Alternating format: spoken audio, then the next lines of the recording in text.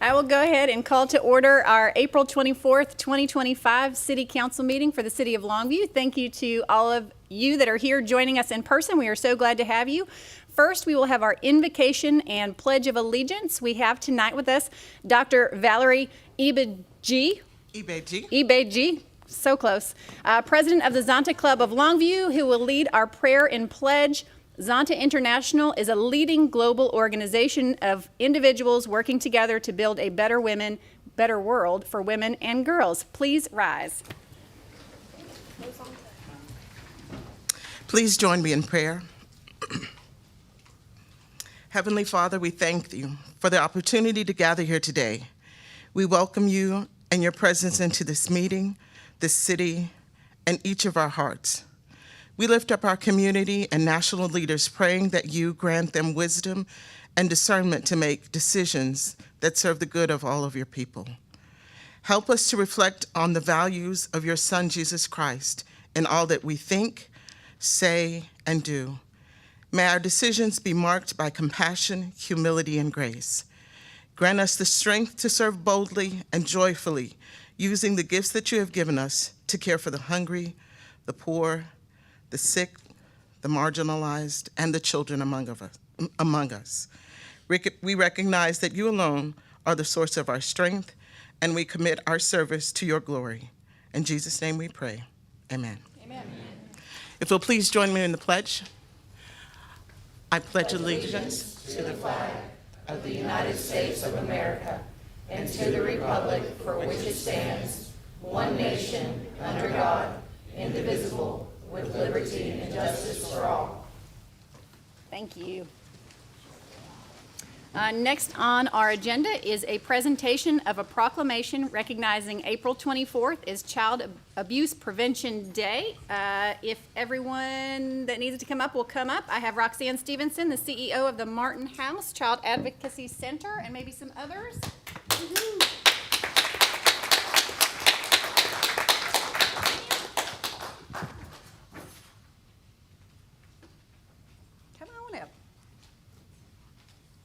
Thank you guys so much for being here. It is my honor to proclaim April 24th, 2025 as Child Abuse Prevention Day here in the city of Longview. And I'm going to ask you to just tell us a little bit about what you do and why that's important. Thank you. Well, we represent the Martin House Children's Advocacy Center. I have Valerie here as one of our board members, and Christy Glenn Moore is our program director. These ladies represent our staff and board members that are the heart and soul of our organization. Chief Boone also is on our board. So the Martin House Children's Advocacy Center partners with law enforcement, child protective services, and prosecutors to facilitate a collaborative approach to child abuse investigation. And then the Martin House staff provides comprehensive healing services for victims of abuse. And so those partnerships are vital to what we do, but just as importantly is our community partners, our community leaders, and the citizens who also help us protect children. Thank you so much.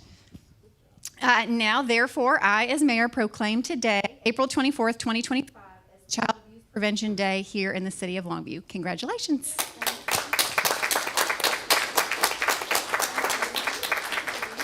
And I'm sure we're going to take a picture.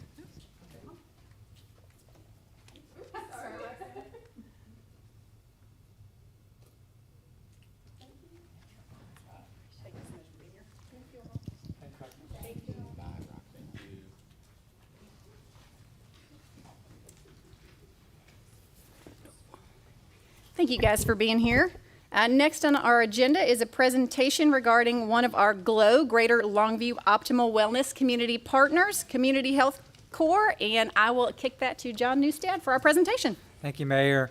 With us this evening, we have Steve Archer, the Director of Behavioral Health from Community Health Corps, to tell us a little bit about their organization and how they work with GLOW, also known as Greater Longview Optimal Wellness, and to better serve our community. Community Health Corps was the founding organization that started the GLOW partnership in 2020, sharing in the vision to bring stakeholders together to serve in an initiative that can only be accomplished in collaboration, as we just heard as well from Martin House, with others. Thank you, Steve. Thank you for the opportunity to share about Community Health Corps and our partnership with GLOW. I've got a slide here. If we could go to the next one. Actually, if you leave it there, if you can find me in the 3 seconds, you get a prize. No, just kidding. If you'll notice, we've been around since 1970. The state map has numbers on it, and there are 39 organizations just like ours. We're called a local mental health authority. And so if you'll look in the northeast quadrant where it says 31, you can kind of see a light gray color there. Those are 9 counties that are our catchment area. And so that's the catchment area for the local mental health authority, the local intellectual developmental disabilities authority. And then in addition to those 9 counties, we also serve within 30 other counties, other federal or state grants of services that we provide in the communities. And we are an organization of right around 500 employees. So our mission statement is that we are helping people achieve dignity, independence, and their dreams. So we are providing mental, emotional, and behavioral health services. We provide treatment, prevention, and outreach services. We want to promote recovery, resilience, and empowerment. And we serve just over 17,000 people in these different programs each year. So let me talk just a little bit more about the specific programs that we offer. So the largest area of our service line is our mental health services. So we provide mental health services to kids and adults. We do traditional outpatient where there's counseling, case management, psychiatry, skills training. We do that in office, but we also go in the community, and for higher levels of need, we can provide services in home. For even higher levels of need, we have an inpatient facility in Atlanta, Texas that we coordinate services with. For our intellectual and developmental disabilities, we do a lot of skills training where we equip people with life skills to learn how to best care for themselves, such as going to the store, how to buy products to meet their needs and how to use those. We have substance use services in 3 outpatient programs, one in Texarkana. Actually, we've moved to 2. So we have Texarkana and Longview where we do outpatient group and individual services. Our crisis services, we go in the community. So these are services to individuals who are having a psychiatric or mental health or behavioral health issue where we partner with other first responders, law enforcement, fire department. We do this often in the emergency rooms, jails, and then also in the community. We have a program called Mental Health First Aid, and that's where we can partner with schools, law enforcement, other organizations where it's an 8-hour class, and we can equip those programs with information on how to best identify mental health issues and what you can do to help get people connected to treatment. We also provide primary care services for all ages. We do that through an integrated care model where we are able to do that with our behavioral health services, so there's an increase of efficiency and access to care. We have a prevention and early intervention services where we call that early childhood intervention. So that's services for 0 to 3-year-olds who have developmental delays, and so we can go and work with those kids and those families in the community. We have services for veterans. Mainly what we do is we try to locate veterans, assess their needs, get them connected to resources that we have identified that they need, that they're interested in, try to reduce the suicide rates that are in our communities. And then we have housing services, and those are services for people in our service line that can assist with rental assistance and getting them set up. So what we have found in our partnership with GLOW is that 50% of the total cost of health care are coming from 5% of the total adult population. And we refer to those as high utilizers. And so these high utilizers are very vulnerable, and they are sick folks in our community. That 5% puts the highest strain on our emergency departments and our first responders. And so these are often people that have a behavioral health, mental health, drug and alcohol dependency, and a medical condition. Those are the people that make up that group. So how do we best treat that group? So one of the action steps that Community Health Corps took was to create our primary care service line. We call that Core Health Systems. We actually applied to become a federally qualified health center lookalike. We just achieved that this year. And that allows us to provide primary care services to all age groups. We can do psychiatry for people who are not quite in that severe mental illness category that our traditional community health care services provide. We can do medication-assisted treatment for people with drug abuse issues. We have OB and GYN services and care coordination to help connect people to resources and follow up to make sure that they get connected. So how does Community Health Corps on a day-to-day basis coordinate with GLOW? They call us.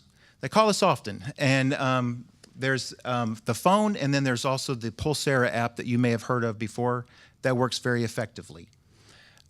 So what do? Primarily, our mobile crisis team goes into the community, partners with the first responder, assesses what's going on the scene, and then connects them to the appropriate level of care. That could mean a traditional outpatient service for behavioral health, primary care. It could also mean a higher level of care to the inpatient facility, or it could be that we're coordinating with our care coordination program to link them to other community resources. That can be food resources and then other organizations as well. And one of the key things about GLOW, the GLOW partnership, is that we have our release of information that allows us to talk with the other GLOW members. And that has been a tremendous help in getting people the care that they need to connect them to resources. So thank you very much, and I'd be glad to take any questions.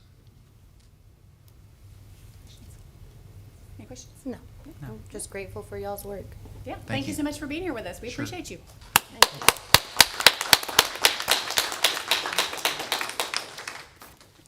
Next on our agenda is citizen comment. I have a speaker card from Terrell Edwards. Come on up.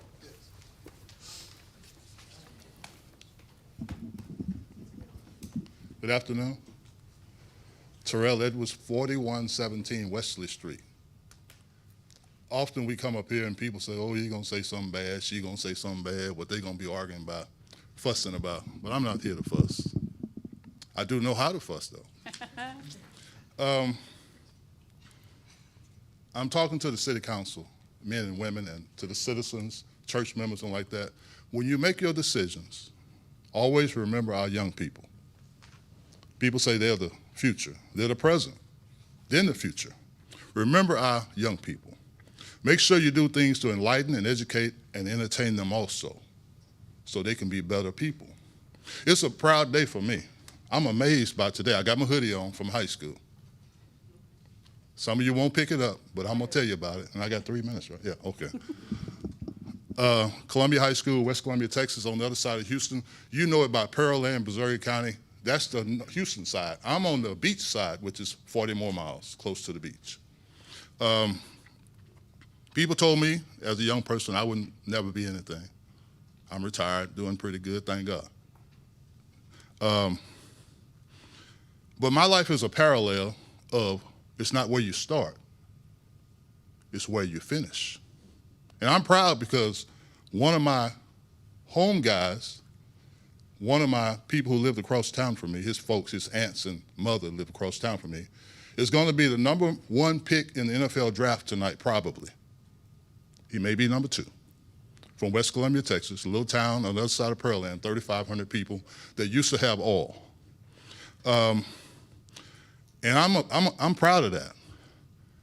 I'm getting ready to go to Bubba 33 right now and just see that moment when somebody that looks like me and who was raised up from my high school is going to start off, nobody wanted him out of high school, no colleges. He knew somebody who knew somebody, so he went to Incarnate Word in San Antonio. And then he broke records, went to Washington State, broke records. Then he said, I'm going to Miami Hurricanes. broke records. Now he's going to be the #1 pick on a team that didn't even throw the ball in high school. From down the street from me. So remember, it's not where our kids start, but you got to keep encouraging our kids because you never know the altitude they can achieve. And also, I want to donate one of my books. I had COVID about 2-3 years ago when it snowed real bad. I don't remember what years it was, 2021. And I said, I better go ahead and do these things. I was on the edge of death. And I wrote a children's book that I'm going to donate to the city council and the library. It's about things I used to do. I wasn't a bad kid, but I was mischievous.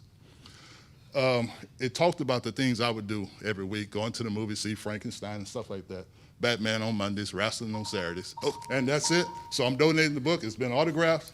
When you finish it, give it to the library. Thank y'all. Watch the NFL draft tonight. He should be #1 pick going to Tennessee Titans. All right. Thank you, Mr. Edwards.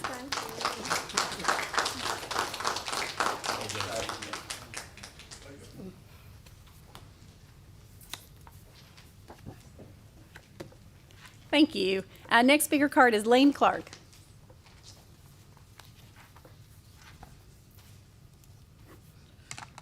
Good evening, Mayor. Good evening, City Manager. Good evening to all the council. Tonight, I want to make a recommendation that this Chapter 67 of the door-to-door solicitor's permit be amended. It's just a recommendation. There's nothing in place with the City of Longview currently under Chapter 67 of this door-to-door solicitor's permit that's in place on the criminal background checks currently that's in place. And I've called to 10 cities around Longview. First is the city of Tyler, that you do not need a solicitor's permit to go door to door, and they do not do background checks. And then I called anywhere from the city of Hallsville, city of Lindale, Gilmer, White Oak, Glaywater, Kilgore, Marshall.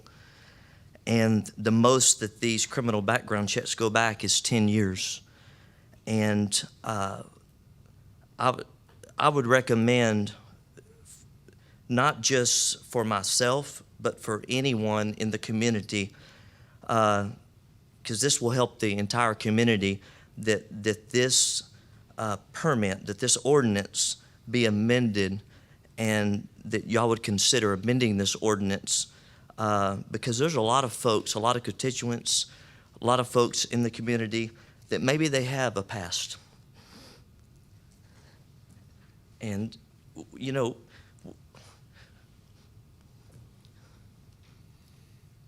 we need to be open enough and give, just like the gentleman said, you never know where you come from.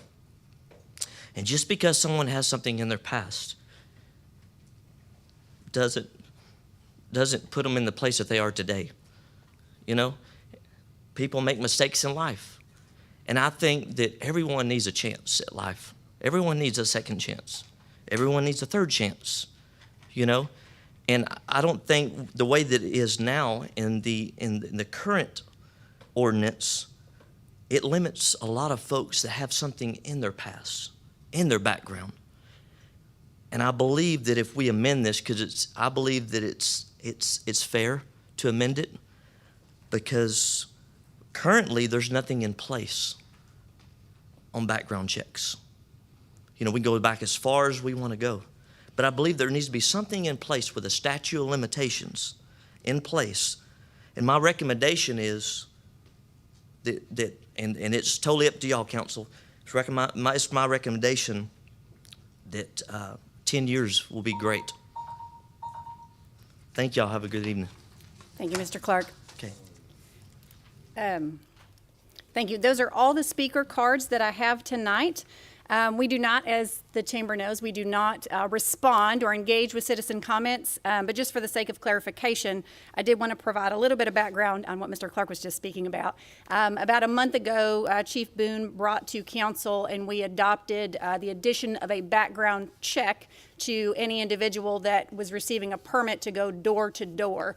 That does require that an individual that is permitted to knock on a resident's door here in Longview pass a background check and not have a felony or misdemeanor that involves fraud, theft, burglary, a sexually related crime, or a crime involving violence or threat of violence.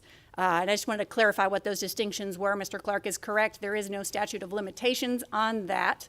And I believe that's what he's asking us to consider amending. But I did want to make clear what the ordinance specifically addresses there, just so there's no miscommunication. But thank you, guys. We'll move on from citizen comment to the consent agenda. Are there any items council would like to pull off for discussion, questions? Yes, Mr. Conley. I'd like to pull consent item D, please. Okay, D. That is Dwayne Archer for our chip seal project. Yes, sir, Mr. Conley. Yes, Mr. Archer, I just with the $924,000 award of a contract, I'd just like to please just get some information about the company and the projects, exactly what the detail, how we'll use that money. Yeah, we've got, so every year we do chip seal, and then later on, we'll do overlay. So there's those two separate maintenance processes that we do on our roadways. This is for the chip seal. So this is they put down an asphaltic emulsion and then cover that with aggregate or rock, and that's the chip seal, and we've seen that happen. This company is Clark Construction out of Victoria. We have not used them in the past, but they've checked out everything, seemed to be, all their background that we checked seems to be good, and so they were low bid, and so it was awarded to them. This is going to be 22 lane miles, if you think about it that way, of roadways that are going to be chip sealed. The prices came in really good, and so we're going to be able to do more than we anticipated, and so if that answers the question. I think. Yes, sir, and you've said this before at other meetings, but like your system for determining the roads that we see. Right. Can you kind of talk about how you determine those? Yeah, we have a company that we send out. They do 1/3 of the streets in Longview every year, and so every street in Longview gets done every 3 years, and that gives us a pavement quality index. And then based on that index, then we can plan the maintenance that would be required to keep that roadway up. And so once a road gets to the point where it can't be repaired anymore, that's a different thing. But these chip seals, this is to make sure that we're starting to get where we're having maintenance issues, that it'll extend the life of it a little bit. All right. Thank you so much, Mr. Archer. Thank you. Thank you, Mr. Conley. Good, Ms. Gamboa. So it's the entirety of the road, correct? So like on Billings Parkway and on Silver Falls, it'll be the entirety of the road? I mean, there's a bunch of others, but. Yeah, there's the list there. It shows, let me see what it said for Silver Falls. Yeah. Silver Falls, it just says Silver Falls Road and Billings Parkway. So I just wanted to make sure it was the entirety of the road, or is it portions of the road? Yeah, they're all laid out on the AIS. There's quite a few on there. Okay. But they're all laid out, each individual street. Yes. I'm not locating that one, excuse me. No, it's okay. Yes, sir. It's on page 22. I guess 21. Okay. So I see where you have them all listed. I just wanted Yeah. to make sure it was the entire So parkway. that the first one is the road, and then the next two are the streets on either side that they're covering. Oh, okay. Yeah. Thank you. Uh-huh. Oh, that makes sense. Yeah. Thank you so much. Woohoo, Brent. There Thank you go. Thank you. Thank you, Mr. Archer. Any other items that anyone would like to ask questions on or further discuss? If not, can I have a motion? So moved. And second? Second? I have a motion and a second to approve the consent agenda. All in favor, please say aye. Aye. Any opposed? Consent agenda is approved. First action item, consider a resolution awarding a contract for Matrix Design Group for a strategic housing study and plan. Mr. Dietrich Johnson, come on down. Good evening, Mayor, Council, and Mr. McPhee. I'm here asking for passage of a resolution to enter into a contract with Matrix Design Group to help us with the comprehensive housing study. This housing study will, Ms. Gamboa will recognize this, will offer us the opportunity to take a deep dive into collecting information and data and having an overall strategic plan for how we move forward in developing and considering housing initiatives for our community. And it will benefit lots of groups within our city that we can share this information with. And we have some representatives from that agency with us this evening.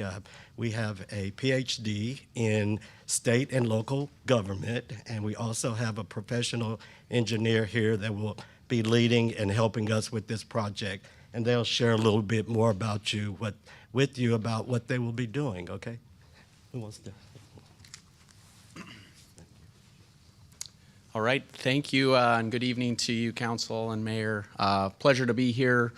Came up from San Antonio, and Dr. Karen, he actually came in from Denver, Colorado, but first time to Longview, and looking forward to multiple trips back, hopefully, as this opportunity moves forward. Again, Zachary Payne, I'm the Chief Operating Officer of Matrix Design Group, and Dr. Karen will be the project manager on this effort. Dr. Karen, over the last 2.5, 3 years, has conducted dozens of these studies throughout the United States, pretty much every corner now, up into Maryland, down Florida, Arizona, and even up in Washington State. So some good national experience in this space. Just a quick bit about Matrix Design Group. So we were founded 25 years ago in Colorado, and we have 4 major offices. We have about a dozen offices nationwide, including Guam, but 4 major offices: Denver, Colorado Springs, Phoenix, and then San Antonio is our newest office that I opened up 3 years ago, and now we have about 25 people in that office. The firm has in total 230 employees, a variety of engineers, planners, economists. We got quite a breadth of experience in the community development space. We do specialize in community planning, consulting, and then of course civil engineering and environmental. And again, as I mentioned, we have extensive housing experience. So that map shows projects that we've worked throughout the country. A lot of those are adjacent to military bases or former military bases. So we did a lot of work with defense communities. But every project there has a element of housing tied to it because that's obviously a big issue for our military members, veterans, and others. Here's a big the major tasks of this project are spelled out there, but the ones I would highlight, a couple things. So we're going to focus this effort using essentially the census data. We do that, and we do it the same way everywhere we go, so you get an apples-to-apples comparison. But we really try to focus in on letting the data kind of steer the conversation a little bit first, so we can really truly understand, what is it telling us in terms of the demographics, in terms of the gaps. Is it in the affordable housing? Is it in workforce housing, or where are your challenges? We couple that with CoStar and other nationwide databases to really use that as a starting point or a jumping off point to steer the conversation. The other major task there is really the community engagement piece. So we had an opportunity to talk a little bit to the communications team before this meeting, but that'll be a big piece of this effort, is making sure that we're getting the word out and getting perspective. So we obviously want council and a mayor's perspective. We want city staff's perspective, but we want the community's perspective and what they're seeing and feeling and where their needs are at. And then I think the biggest takeaway that I would say is we're going to really focus on providing you some actionable recommendations and next steps based on best practices that we've gathered through our nationwide experience in terms of what we've seen work in other municipalities, other communities, and bring those forward for consideration here to really move your housing challenges forward. Timeline of the project's roughly a 12-month period of performance, and hopefully we'll get kicked off here next month. And with that, I'll open it up to any questions from council or mayor. Sure, thank you. I see Ms. Gamboa's hand. Well, thank you all for your time. So which cities will y'all be comparing us to in regards to for the best practices? And then what methods of data collection or communication will you be engaging in during this 12-month period to engage our citizens? Yeah, good question. So, as part of our conversation will be, we will look at comparison cities just to see what your housing stock, your demographics look like. And we haven't talked through which cities we'll use specifically, but as far as best practices and recommendations, that's going to come from kind of where your needs or your challenges are at. And so, for example, in the Phoenix Valley, a lot of conversation about accessory dwelling units as an example, and allowing those to exist on properties because, that is an easy way to, fill a gap in housing. But, most codes don't necessarily allow it. So that's something to consider. That's obviously a bigger metro area, but it kind of really depends on what we see here and what opportunities kind of present themselves. The other piece of that will be really looking into partnership opportunities, whether that be with nonprofits as well as funding programs and what's out there in terms of securing funding, whether that's from the state or federal programs, and trying to kind of come up with some strategies there where we can say, all right, here's some options for you to consider. Thank you. So when you get this data from our citizens on what it is that they want, what's going to be the follow-up process for that? And with the affordable and workforce housing, what have you found in rural areas like ours to be the deficit?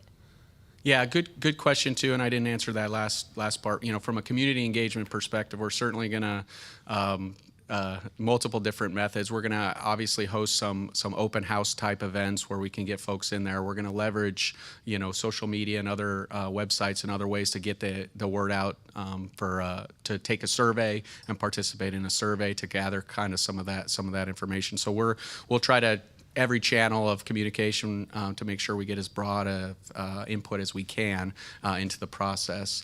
In terms of deficits, it really depends on the location. I mean, statewide in Texas, there's a gap across all categories, and so it could be workforce, it could be the affordable, attainable housing. So to be determined there, I would say. The other thing that we will look at certainly will be the age demographics, and senior housing is another aspect that it can be challenging, and what do you do there and where are your gaps there. So we're going to try to give it as comprehensive as you can to understand where to put your resources and focus your effort. Thank you. And the open houses will be once a quarter? I don't know what we have in there for that. Do you recall?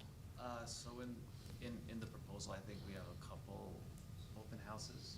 I think it's two or three during the kickoff, and then I think 2 open houses. Thank you. Mr. Connor? Or I Mr. think Wade? Mr. Wade had a question. Thank you, sir. Mayor and council and citizens, my issue when we do things like this is always this thing of just lack of local knowledge. And when you bring in outsiders from Denver, San Antonio, we're here every day. So we live our housing issues. It appears to me, and we've done this before with other departments, that there's your company accrues the data and gives us data, and I'm wondering, we have access to that same data. I don't know, what data do you have access to that we will not have access to? Yeah, I would say, generally speaking, a lot of this is the census data, which is available as a starting point. But, it's one thing to access the data, and then it's another to, use that information and turn it into information that can kind of inform the direction we'll go. I will say that we do leverage, like I mentioned before, CoStar and some other commercial softwares that allow access to what's the word I'm thinking, in terms of, rentals and in terms of occupancy and things like that, that's real time. So there's some of that. Certainly, the city may have access to that as well. But again, I would go back to, it's a starting point, and I think that that's a good way to start the conversation, because it's very easy to get into anecdotes of, like you said, you do live it and you feel it, and there's pieces of that, but like, how true is that? Can it bear out in the data, like in the information? Is it a feeling, or is it there? And then what do you do with it? We're here. Yeah. I'm raised in the community. I'm aware. I bet you, each person up here that was born and raised in Longview, and people that are out in the audience that are born and raised in Longview, they can tell you our housing issues, and to put maybe my co-counsel here, Ms. Moore, on the spot. I'm sure she could tell you, hey, I know what our issues are with our housing, So that's just my question. And the other thing is how many hours do you foresee your company actually being here on the ground in Longview?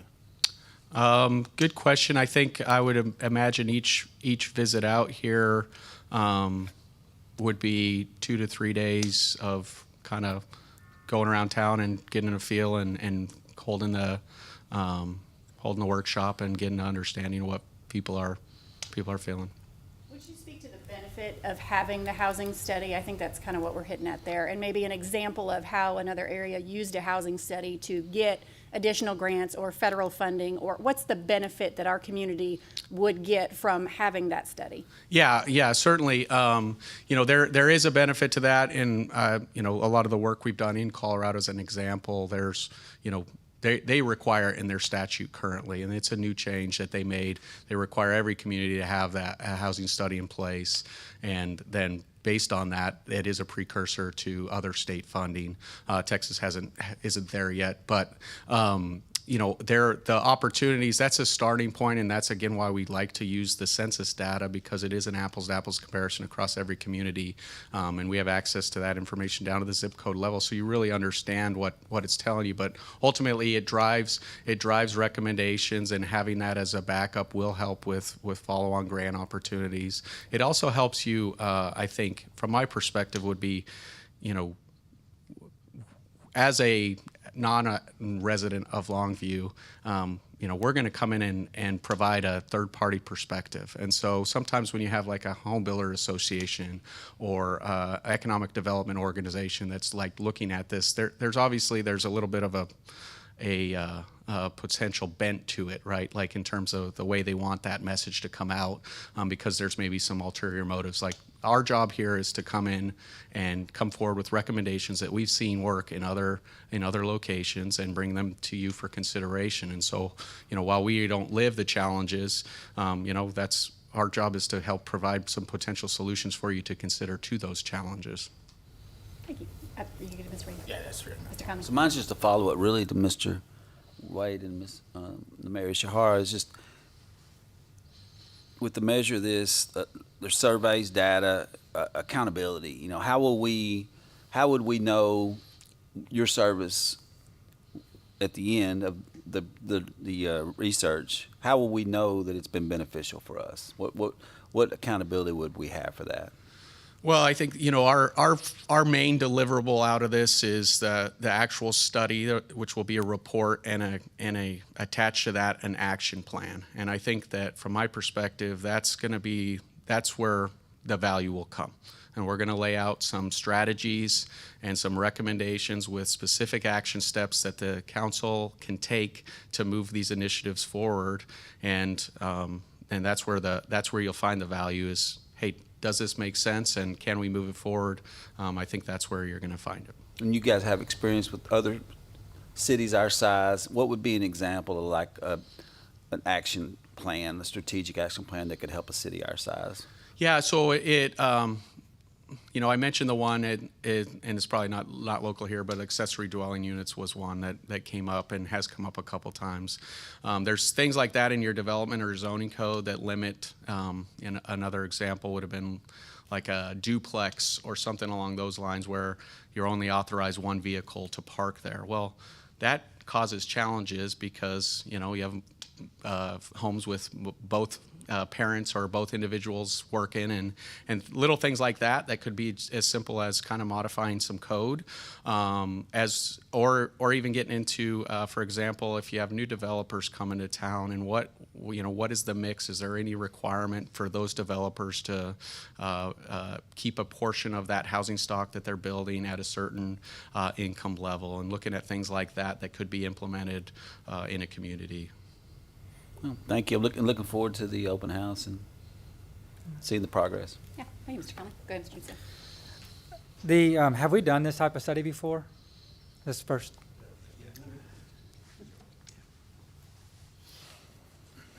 That's kind of the direction that we're going.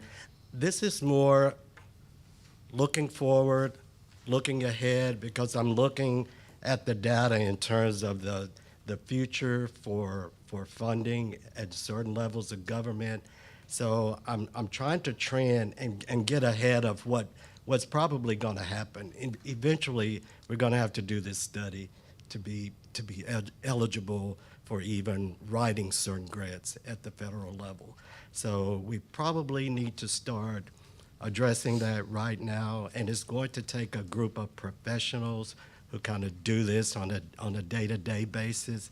We probably could do a surface level survey, and that's what you'll get. And it's sort of like Laura would tell me, you get what you pay for. So, it's going to be that kind of very comprehensive study. It's going to be a situation to where we do mobilize our citizens and encourage them to participate. Remember, I came to the city as a community organizer, so I know about community mobilization. I know about working with communities and getting them involved. People support what they help create, and this will be a huge portion of this comprehensive plan. So not a lot of cities our size, there's a comparable, nothing local, no nearby cities have done this level of a comprehensive plan. So it really won't be a comparable there. Cities may be looking at us, in terms of that direction. So I appreciate that. And then how is this study funded? It's totally from the U.S. Department of Housing and Urban Development. All right, so no city funds are required, right? Zero. And you mentioned that it opens us up eligibility to grant money, correct? Yes, correct. Which would intentionally give us additional revenue streams that do not cost the taxpayers money as well, right? Correct. So I understand this is a strategic planning document. I understand looking at and even getting a third-party perspective to look at this. Sometimes you can be too close to the you can't see the forest because of the trees, right? Yeah. Also, as my experience, like I do residential mortgages. I've been doing it for near a decade here, so I know the housing market here extremely strong. That's all I do. Yes. So knowing the demographic, the trends, and different things like that's important, but also even knowing what is eligible on the secondary market side of things and how to get those things funded and what could be passed for those. So you mentioned accessory dwelling units. There's challenges in accessory dwelling units as far as getting funding on mortgages for those, and those guidelines are opening up as well, and that would be something that would be able to take y'all's information to help us, because that's a federal funding source to figure out how best to help with housing in our area. The other thing on this is developers and investors will look at this data from outside developers and investors that are looking to come here to Longview, and they're going to look and see how the study is to know, because they're not from here. They may be looking at, hey, all right, they need multifamily, they need more duplexes, triplexes, they need more affordable housing, they need, where are the spots that we can infill, because we're not expanding as a city. Where can we go to kind of button all that stuff up and go into as well? And then you mentioned the participation part of it too, which was really good. And the public, is this going to be public data? So for instance, with the real estate side, right? So you have National Association of Realtors that provides a lot of the national trends and demographics, and then you have the local Longview Area Association of Realtors that provides more of that local East Texas thing. Will this be accessible to all those people as far as a report to go on that? This is a publicly funded document, and it will be accessible and available to any community entity that would like to consider it as a resources. It's going to be beneficial to our nonprofit community, especially to some of our internal organizations like Greater Longview Optimal Wellness. It's going to help our real estate community, our business community, our developers, those who are interested in maybe coming in, developing more housing. The data will be there already, and it will have about a 5-year It's a 5 years. Awesome. period And then, in terms of useful information, yes. awesome. And then one last question, and if I don't mind, Director Shirley, can you speak to how this is beneficial for what you do with the UDC? Yeah, sure. So, as we look at our Unified Development Code, as he mentioned, looking at our zoning regulations to determine if we need to, change direction on density levels, lot size, allowing, smaller lots for more density. What direction do we need to go? Because where are the gaps? Is it in, more multifamily? That helps us determine how we go with those amendments and steer the zoning to allow it. Because as he mentioned, we may have areas in our zoning code that are prohibiting some of those newer growth patterns. So it would give us the data, and that's the thing that we look for. The comprehensive plan we use with our future land use map, and we've made some revisions there based on general knowledge that we have. But when we really drill down, then that will let us get on a more micro level. Awesome. Thank you for your perspective. Appreciate it. Mayor. Thank you. Everybody good? Yes. Yeah, good. Thank you for answering my questions, by the way. Yeah, Yes. you bet. Thank you for the so much. opportunity. Yeah, we appreciate the presentation. The only comment I would add, which is not to you guys, but more to us, just anytime we do a study, it's been my experience that we're going to use it as well as we up here decide to use it. So we certainly, are in danger of doing studies just for the sake of doing studies, but as long as we commit to taking it seriously and implementing what those recommendations come back, then I think it'll be well worth the time and effort, because I think that is a need we all see. So anyway, thank you for bringing this, Mr. Johnson. I appreciate it. It is a action item, so I need a motion. Move to approve. Second. I have a motion and a second. All in favor, please say aye. Aye. Any opposed? Item is approved. Thank you so much for being here. Presentation is, nope, reading the wrong thing. Action item B, consider a resolution authorizing and directing the city manager to execute any necessary documents with Northeast Texas Regional MRF for temporary recycled material processing. Mr. Archer, tell us about recycling. Yes, let me take this opportunity to give a little recycling update. So as you recall, we had a fire June 12th, 2024, summer of last year, that left us in a situation where we were not able to offer curbside recycling. So we've had to pause our program.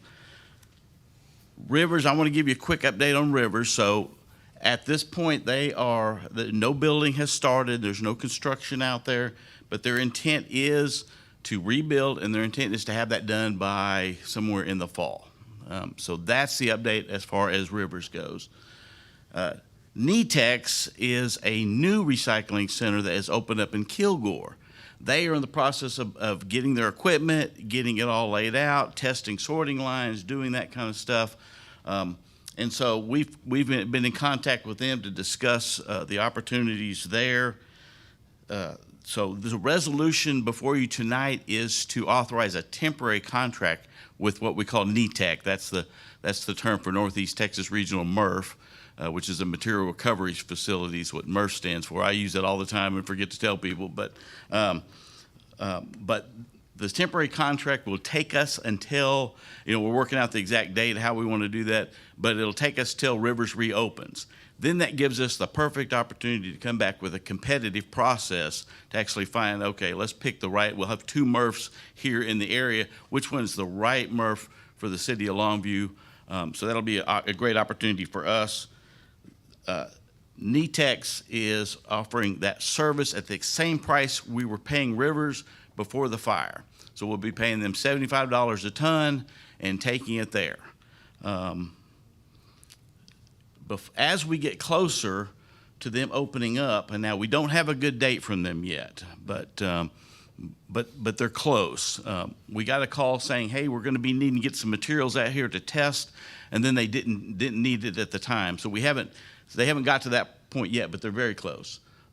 So we've started doing some changes, and it's really to get not only the citizens and our staff get used to the fact that our recycling program is coming back. So you'll see trash trucks running and then recycling trucks running.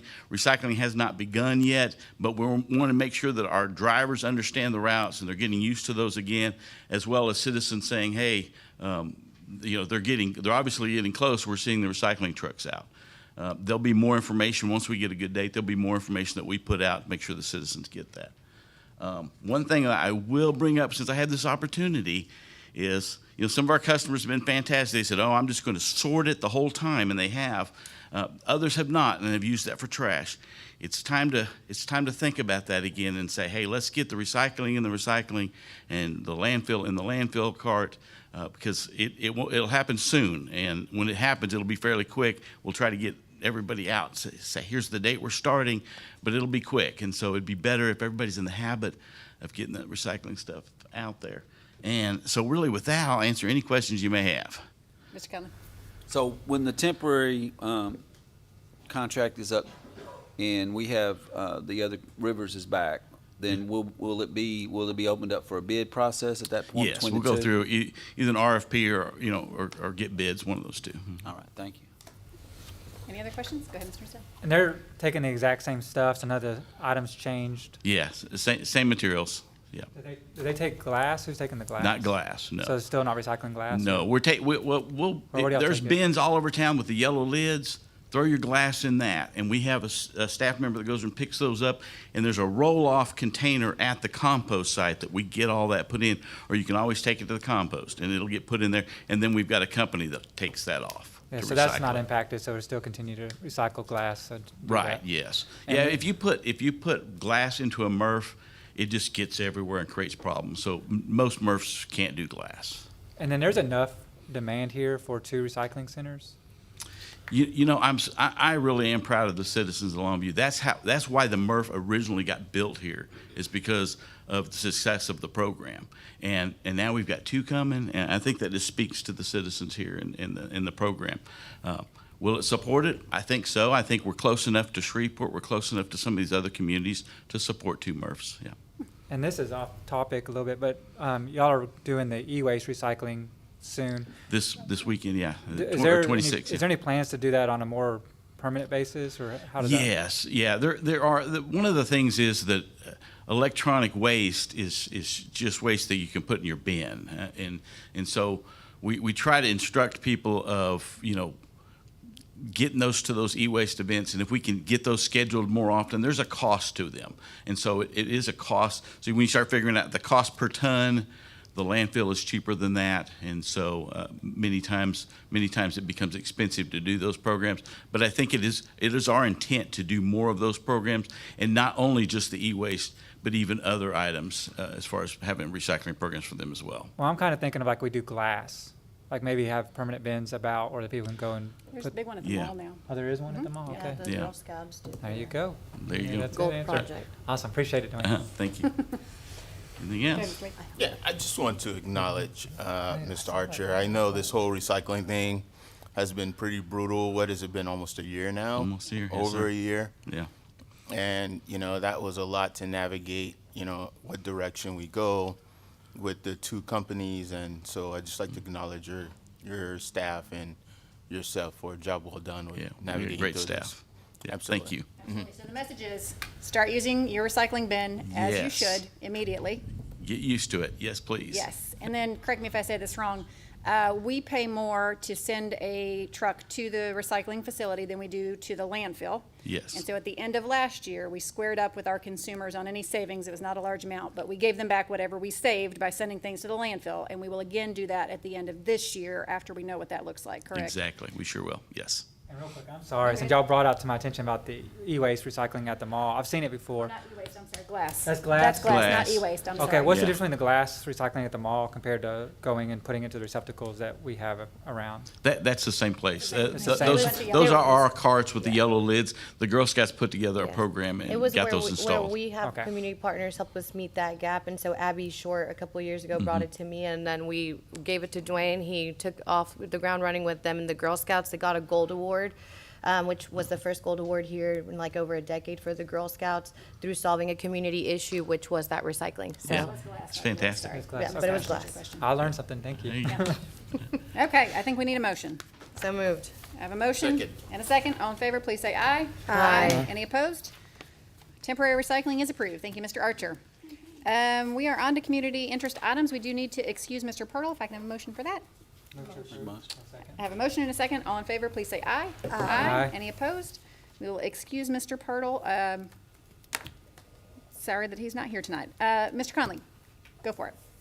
Yes, the first thing I'd like to acknowledge Councilman Pirtle's family, the death in the family, and prayers for his family, and a safe trip back from the funeral. And on Saturday at Teague Park, we have electronic waste recycle event. So all your all those old cell phones, the flip phones, the Mr. McPhee, your 8-tracks and all the bring them up and let's recycle. And I think that's if you're inside the city limits, it's a great opportunity for you to dispose of some of those. Fill out online vouchers at longviewtexas.gov e-waste. And the second thing I just want to talk about, Pine Tree ISD, District 1. If you can go to that next picture, please. I talked last meeting about we're in the middle throughout not just Pine Tree, but all throughout the state of Texas. There's a window of STAR tests for all students in grades 3rd grade through 11th. And we are, I'm just so proud. If you can see in that photo, last week I was able to join some kids at both Birch and Parkway Elementaries on the day of a test. And I'm just really proud, and I feel like this platform allows me, as somebody that's spent 29 years in education, to say that the negativity sometimes surrounding things that are happening in public schools, just the amount of encouragement and effort that happens on those pictures are the day of a test, and I'm just so proud of the culture that's been created, not just at Pine Tree, but I know there's other schools that have similar cultures. But it's really honestly about two things. If you just can really build relationships with kids and each other, and then just help them grow a little bit and try to grow yourself, amazing things can happen. Both of these campuses in the last 7 years were, and a lot of the accountability ratings have been established, were D campuses, and they're both, one of them's an A, one of them's a high B, and it all comes from a lot of love and a lot of accountability. I'm really proud of those kids, and I want to wish all the kids out there in the state of Texas that are still completing it, just do your best, and that's all you can do, and proud of you and proud of your preparation. It's not about the outcome, it's about the process. Thank you. Good job. Ms. Moore? Nothing. Mr. Wade? Yes, ma'am, I do have something.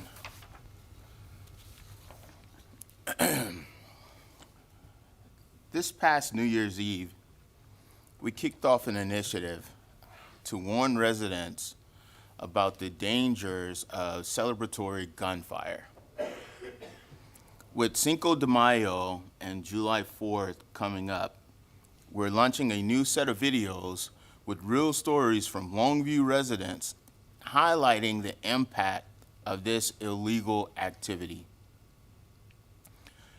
This project was something that I took on personally, that I wanted to encourage our citizens to be aware of that celebratory gunfire is very dangerous. Not only is it dangerous, it's illegal. So with that being said, I'd like to give a special thanks to our communications division, including our new social media manager, Caitlin Mugwork, for putting this video together.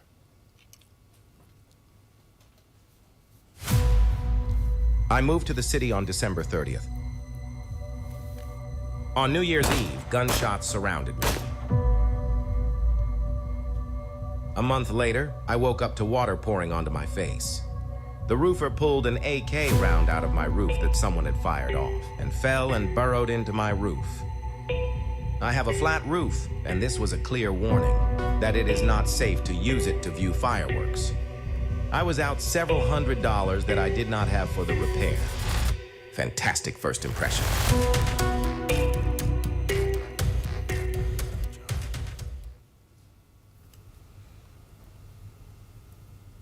That's a great video. Thank you, guys. Thank you, Mayor. Yes. Thank you, Mr. Wade, for bringing that. I appreciate that focus, and it's going to take years of attention and education and awareness to make that change. So thank you for bringing that to us. Mr. Newstead. Yes, and yeah, thank you. Recently, there was reports of like 20 gunshots around Cargill Long Trail. I don't know the story of it, but it's common, and so I appreciate you bringing awareness. I didn't share it in advance, but I do want to make sure we don't miss on recognizing Sailor Knox. He recently got the, let's see what the title of it is, the Animal Control Officer Appreciation Week in the Grand Reveal. He was at the 2025 NACA Awards, which is National Animal Care and Control Awards. So he's a national recognized animal control officer right here in Longview. So congratulations, Sailor. That's all I have. Okay, Ms. Gamboa. Yes, just a couple things before we get to my slide. I just wanted to, this month is very special to me as someone who was a court-appointed special advocate for many years. I wanted to give a special shout out to CASA and Martin House for the very important work that they do for Child Abuse Prevention Month. Thank you, Mayor, for proclaiming that as such. Also to the survivors, to the children out there, know that you are valuable, you are enough, you are more than what you've been through. You will overcome anything that you've been through. And if you or anyone knows anybody that's experiencing abuse, please call 1-800-252-5400. I know that Martin House would also love to interview you with their team of professionals, and CASA would love to appoint you a special advocate who can advocate for your best interest in court. So I just really wanted to say that. In regards to the recycling, because you brought it up, shout out to Abby Short. This happened 3 years ago when I first got on council, but she brought an issue to us about recycling. So shout out to the Girl Scouts for being a community partner and helping meet a very important need. And shout out to Councilman Daniel Gant from Kilgore. Are you a secret plant for the recycling facility? No? Okay. I'm just kidding.